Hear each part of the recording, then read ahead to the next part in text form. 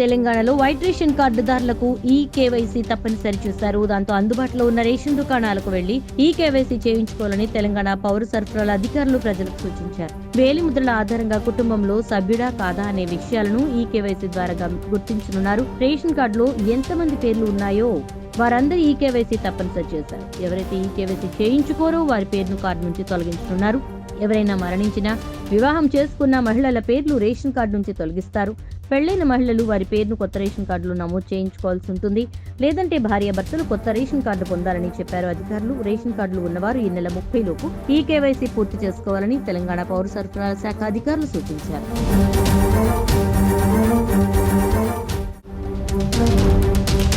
తెలంగాణలో white ration కార్డుదారులకు ఈ KYC తప్పనిసరి చేశారు. దాంతో అందుబాటులో ఉన్న రేషన్ దుకాణాలకు వెళ్లి ఈ కేవైసీ చేయించుకోవాలని తెలంగాణ పౌర సరఫరాల అధికారులు ప్రజలకు సూచించారు. వేలిముద్రల ఆధారంగా కుటుంబంలో సభ్యుడా కాదా అనే విషయాలను ఈ కేవైసీ ద్వారా గుర్తించనున్నారు. రేషన్ కార్డులో ఎంతమంది పేర్లు ఉన్నాయో వారందరూ ఈ కేవైసీ తప్పనిసరి చేశారు. ఎవరైతే ఈ కేవైసీ చేయించుకోరో వారి పేరును కార్డు నుంచి తొలగించనున్నారు. ఎవరైనా మరణించినా, వివాహం చేసుకున్న మహిళల పేర్లు రేషన్ కార్డు నుంచి తొలగిస్తారు. పెళ్లైన మహిళలు వారి పేరును కొత్త రేషన్ కార్డులో నమోదు చేయించుకోవాల్సి ఉంటుంది. లేదంటే భార్యాభర్తలు కొత్త రేషన్ కార్డు పొందాలని చెప్పారు అధికారులు. రేషన్ కార్డులు ఉన్నవారు ఈ నెల 30 లోపు ఈ కేవైసీ పూర్తి చేసుకోవాలని తెలంగాణ పౌర సరఫరాల శాఖ అధికారులు సూచించారు.